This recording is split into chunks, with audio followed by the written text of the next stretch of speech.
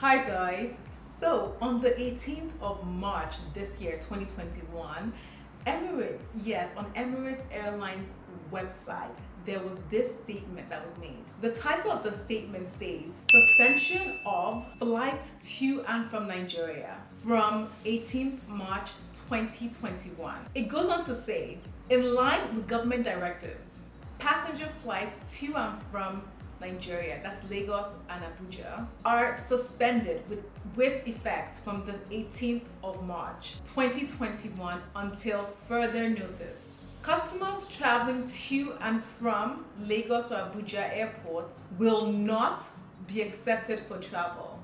We regret the inconvenience caused, and affected customers should contact their booking agent or Emirates call center for rebooking. Emirates remains committed to Nigeria and we look forward to resuming passenger services when conditions allow.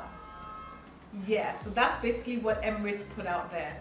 Let's be honest, the Nigerian government and Emirates Airlines are like a couple that are in a turbulent relationship. They can't seem to get along all the time, but they actually refuse to break up permanently because they actually know that they're stronger together than without one another, if you understand what I mean. Like, that's how I define as the relationship between the Nigerian government and Emirates Airlines. Over the past couple of months, Emirates Airlines has been suspended, like their operations have been suspended in Nigeria on and off, so much that many of us are actually not aware of, are they on or are they off? Like, can people fly Emirates to Nigeria or not? Like, right now, some of us don't even know whether we should be thinking about Easter in Dubai or we should just rest at home, jeje. In this video, I'm going to be sharing with you everything you need to know about the Emirates Airline suspension. What exactly is Emirates Airline being suspended for? How long will the suspension last? Is it forever? I'll also be sharing whether I would advise anybody right now to buy an Emirates ticket to Nigeria. As you watch this video, I'd love to hear your thoughts on whether you think the Nigerian government is actually justified in suspending the operations of Emirates at this particular moment. Like, let me know your thoughts in the comment section.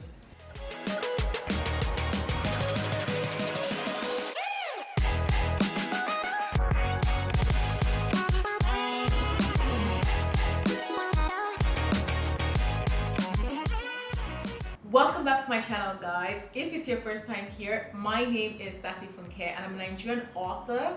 Yes, I wrote the book Lagos Travel Guide. Check it out. Buy a copy. It's linked down below in the description box, so check it out.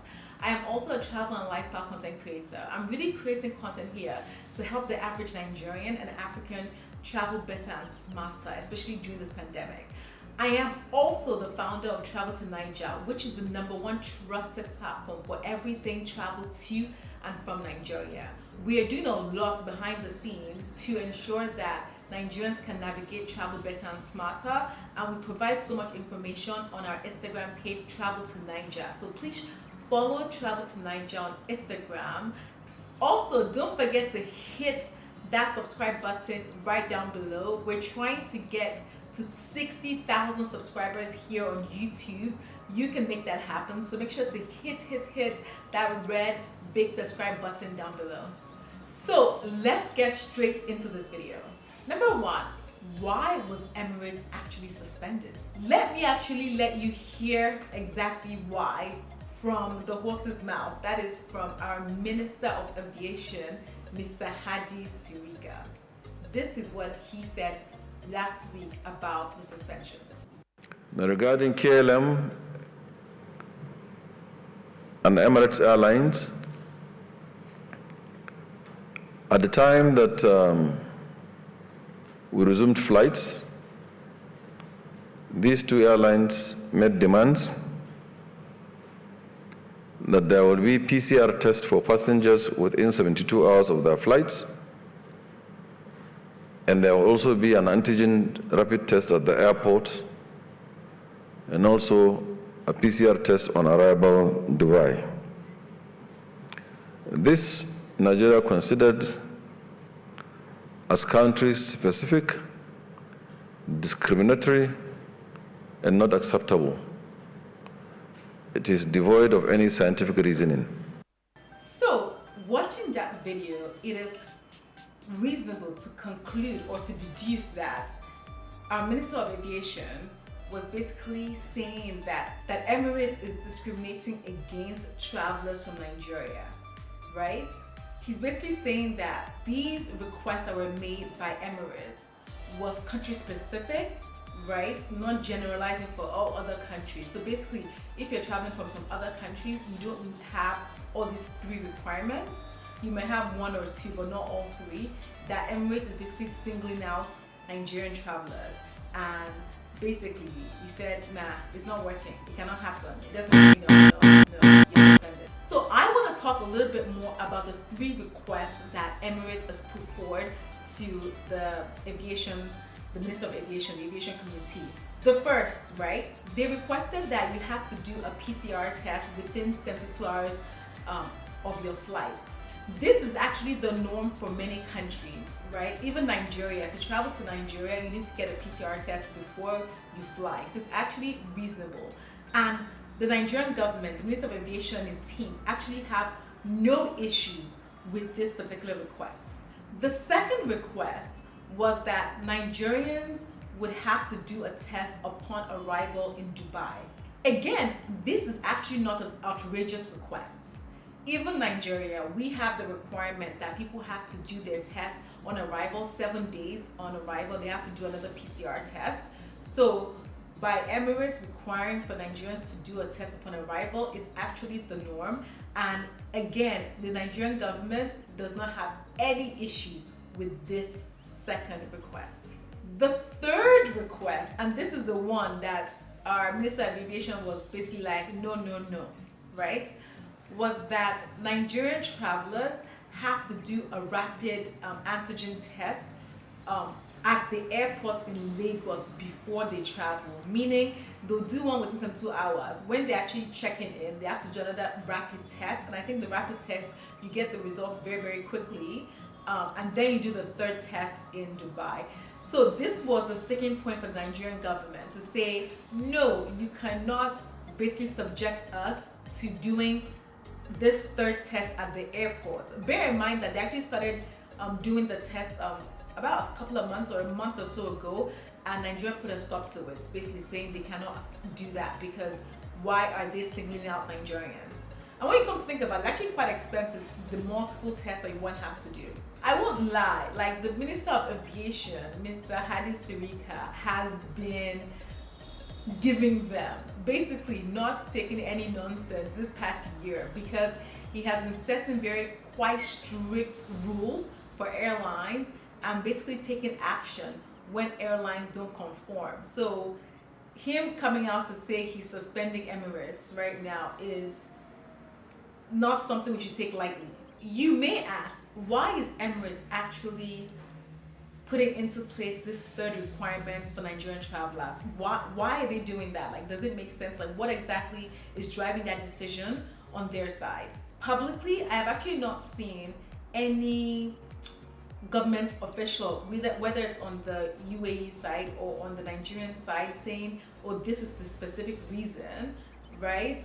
But you know me now, I have my investigativeness behavior. I did my research, and some insiders that I know shared with me some information, and they said the reason why Emirates has decided to add this additional requirement is because they found out that they believe that a lot of Nigerians were using fake tests to get into the country.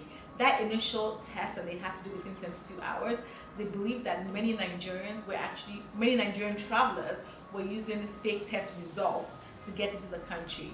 And the reason why they believe that is because they realized that the test that was done for the travelers on arrival in Dubai, at the airport in Dubai, was coming up positive. Like, there was a huge increase in the percentage of like basically positive cases, and those cases were negative a few days before. So they felt like there's something happening there, that most likely people are using fake test results, and this is the reason, I've been told from my inside sources, that Emirates has basically put forward this additional requirement for Nigerians. So yes, that is why Emirates has put forward this rapid antigen test at the airports in Lagos and Abuja, which Nigeria has obviously scrapped and closed down for now. Yeah, so my people, I'm literally just watching to see how this situation is going to unfold. Is Nigeria going to back down? Is Emirates going to back down? Like, what exactly is going to happen? Like, I'd like to know, what do you think is going to happen? Because on one end, our Minister of Aviation is not playing around. But on the other hand, Emirates Airlines, they are the giant of the giants of airlines. So we know it's not money they're looking for, you know? So, like, I don't actually know who's going to concede or what's going to be the middle ground for moving forward.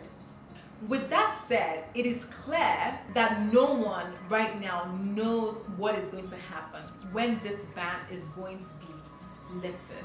But we can be certain that it won't be forever, because we know this relationship between Emirates Airlines and Nigeria is like, you know, 10-10, you know, so they will come to a solution. But I would personally advise that if you're planning a trip within the next month, I would stay away from booking Emirates. Even though I'm sure if you book them, they might be able to reschedule or refund your money. I'm not sure about that. Make sure you check your booking terms. But if you're traveling the next few weeks to a month, I would stay away from booking Emirates and book another airline like BA, because they're freely traveling in and out, and Virgin, of course. But if your flight is for 3 months, 4 months time, I think you should be safe enough to actually book Emirates, because I'm sure that they will resolve the issues by then. So guys, that is all my update with regard to the Emirates ban. If you guys have any more insider knowledge that you want to share with me, please drop them in the comment section. As always, I want to hear your thoughts. What are your thoughts with regard to this whole saga? Are you proud of the Nigerian government for standing up for its people? Or are you disappointed that perhaps Nigerians are the ones, not all Nigerians of course, are the ones causing this issue that is basically giving Emirates, not the power, but just, yeah, giving them the need to want to protect their own land by instituting this third requirement? Let me know what your thoughts are. I would love to hear. As always, also, if you have any specific videos you'd like for me to create for you, let me know in the comment section. Thank you as always for listening to the end. And if you made it to the end today, I want you to leave a comment and say sassy. Yeah, just twice, sassy. I want to know if you made it to the end. Don't forget to hit that subscribe button if you're new. Thank you once again. Give this video a thumbs up, and I will see you on my next video. Bye.